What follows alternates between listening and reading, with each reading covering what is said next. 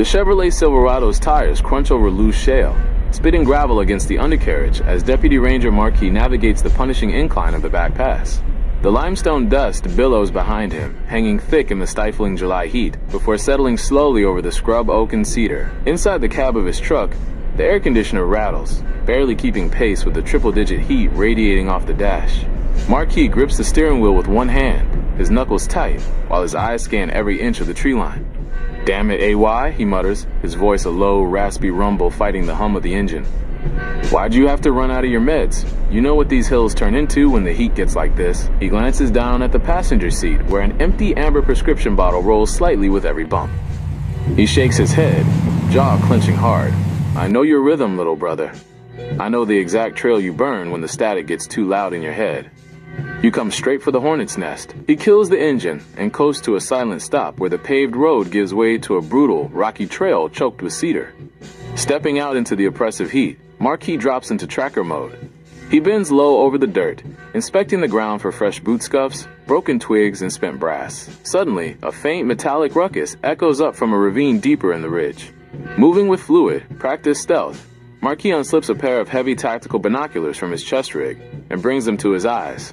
Through the magnified lenses, the distant movement snaps into focus. Members of the Smithville militia are moving through the brush, heavily armed and working a grid.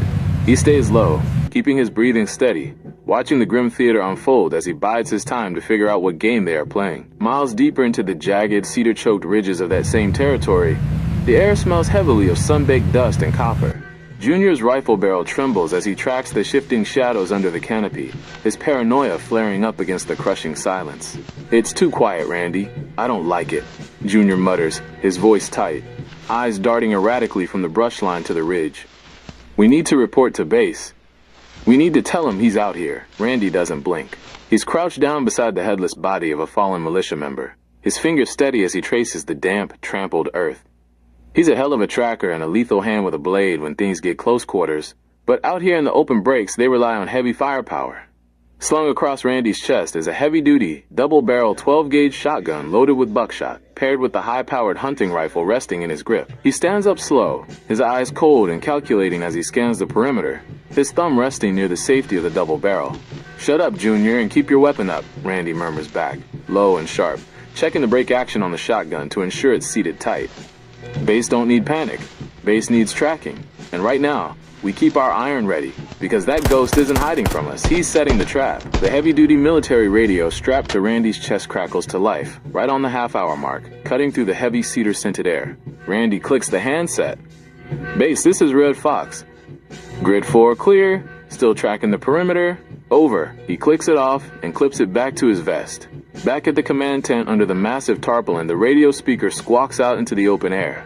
Grandpa sits slumped far to the right in his canvas-back chair, a thick leather eye patch over his socket, letting out a deep, wet growl and a slow trickle of drool. Beside him stands Pope, bone-white shaven with zero mustache, watching with cold, dead-eyed efficiency. And pacing behind them is the Colonel, wearing his dented steel military helmet and a wild gray beard. The Colonel jerks his head toward the receiver, his erratic eyes darting toward the cabinet. "Red Fox?" the Colonel spits, his voice cracking with unhinged disgust as he shakes his head. Why the hell did he choose that fucking nigger name to be his call sign?